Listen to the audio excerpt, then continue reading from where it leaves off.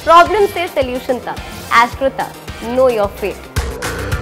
तो अब आखिर में आप केदारनाथ धाम के शाम के दर्शन कर लीजिए।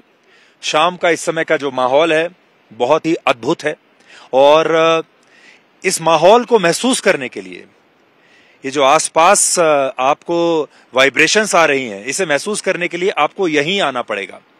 लेकिन आज केदारनाथ धाम की अपनी इस यात्रा के दौरान एक और हाईलाइट रहा हमारा, और वो है मुरारी बापू के साथ एक इंटरव्यू जो हमने केदारनाथ धाम के मंदिर के बाहर बैठकर किया है।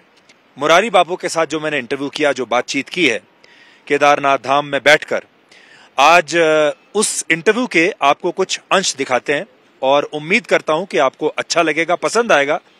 बापू, आज हमें ये मौका मिला है। इस स्थान को मोक्ष धाम भी कहते हैं और कहते हैं कि यहाँ मोक्ष की प्राप्ति होती है। अपने तमाम दर्शकों के लिए हम ये जानना चाहेंगे कि आपके हिसाब से मोक्ष क्या है? हमारे सभी तीर्थ वैसे तो मुक्ति देता है, लेकिन कुछ विशेष तीर्थ है जिसकी महिमा विशेष है। और मेरी दृष्टि में मोक्ष ये है कि व्यक्ति ईर्ष्या, द्वेष और निंदा से मुक्त हो जाए, वही मोक्ष है। आपको लगता है कि जीवन में जो अंतिम पड़ाव है, जिसको सब लोग चाहते हैं कि मुझे मिले, वो मोक्ष है? कुछ लोग चाहते हैं मोक्ष, कि हमारा अंतिम पड़ाव मोक्ष है, लेकिन जो प्रेम मार्गी है वो चाहते हैं कि हमें बार बार जन्म लेना है, हमें मुक्ति नहीं चाहिए, हमें भक्ति चाहिए। और जगत गुरु शंकराचार्य जो यहाँ से तिरोधान हुए, वो मोक्षवादी महापुरुष थे, लेकिन उसने भी दैव्यापराध समापन स्तोत्र में कह दिया कि न मोक्षस्याकांक्षा, मुझे मोक्ष की इच्छा नहीं, मैं निरंतर जन्म जन्म शिव शिव भवानी की जपता, मैं शिव पार्वती का जप करता रहा। मेरा इन आचार्यों के कदमों पर यही एक बात रही कि हमें मोक्ष नहीं चाहिए, हमें इस पवित्र देश में, इस तीर्थों के देश में, इस देवताई देश में, इस सनातन धर्म की कुख में बार बार जन्म लेना है और बार बार परस्पर प्रीत, सत्य और करुणा का सेतु बनाना। आप अपने लिए कभी मोक्ष मांगते हैं? आपको भी मोक्ष चाहिए? नहीं, बिल्कुल नहीं, मोक्ष नहीं चाहिए। मैं बार बार जन्म लेना चाहता हूँ, और ये दे तो मैं बार बार धरती पर आना चाहता हूँ और बार बार रामचरितमानस लेकर उसी की कथा गाना चाहता हूँ। बापू, एक बात हमने देखी, हम यहाँ भगवान के दर पर बैठे हैं और मंदिरों में भी आपने देखा होगा, हमारे देवी देवताओं में भी देखा होगा आपने, लोग भगवान के पास जाते हैं कुछ मांगने के लिए, स्वार्थ के लिए जाते हैं, और अपनी प्रार्थना में यही कहते हैं कि भगवान हमें ये दे दो। भगवान राम से भी यही पूछते हैं, शिव भगवान से भी यही कुछ कहते हैं कि हमें कुछ दे दो। क्या आप इसे सही मानते हैं? और कितने % लोग ऐसे होंगे जो कुछ मांगे बिना अपनी श्रद्धा से जाते होंगे?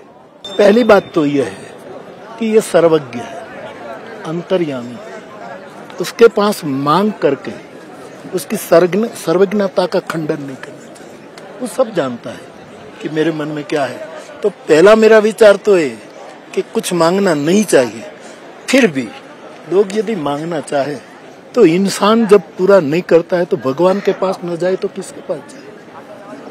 क्योंकि ये बाप का बाप बैठा है, उसी के पास जाकर ही मांगे, अपनी झोली फैलाए, अपना दामन फैलाए। बापू, आजकल जैसे मैंने गुरु की बात की, गुरु तो बहुत सारे हैं, लेकिन आजकल सब सोशल मीडिया वाले गुरु हैं। आजकल प्राइवेट जेट वाले गुरु हैं। आजकल उनके लिए जो पहले साधु संत जंगल में जाया करते थे, वन में जाते थे, अब उनका जो वन है वो सोशल मीडिया ही है। क्या ये गुरु हमें भगवान तक पहुंचा सकते हैं?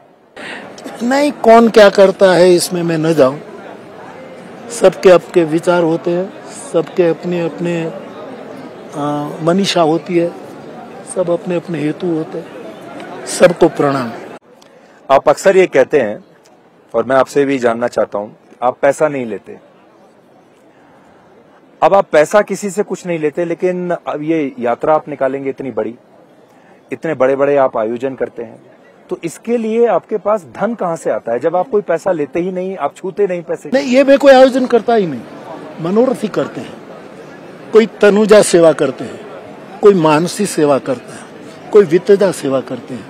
मैं तो मेरे पास का मैं किसी से एक पैसा लेता नहीं, मुझे ले आए छोड़ दे।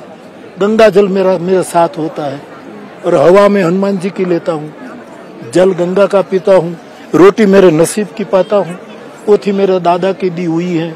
ये मनोरथी लोग योजना करते हैं और मेरे आत्मा में बात बैठती है तो मैं पोथी जी लेकर चढ़ पड़ता, क्योंकि मेरे पास पैसे में किसी लेता नहीं और मेरे पास खर्चा करना का कोई कारण नहीं बनता। आप कितना पैसा खर्चे हैं दिन में? आपका कितना खर्चा होता होगा?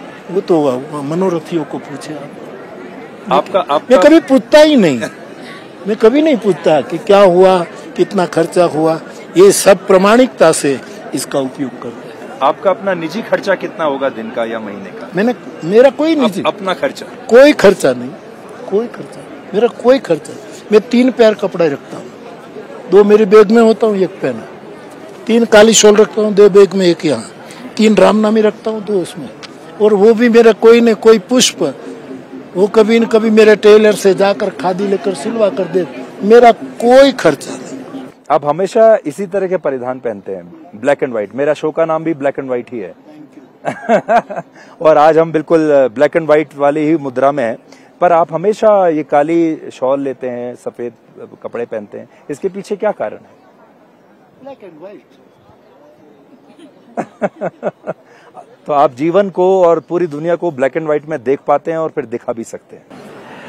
मैं तो मेरे लिए देखता हूँ, दुनिया के लिए कुछ। मेरे में ब्लैक क्या है वो देखता हूँ, मेरे में व्हाइट क्या है देखता हूँ।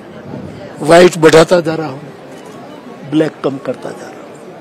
इसलिए बाल भी काले कम कर दिए, दाढ़ी सफेद कर दी। देखिए अब सब सफेद ही हैं, बाल भी सफेद है और दाढ़ी भी सफेद है। सब होता जा रहा है।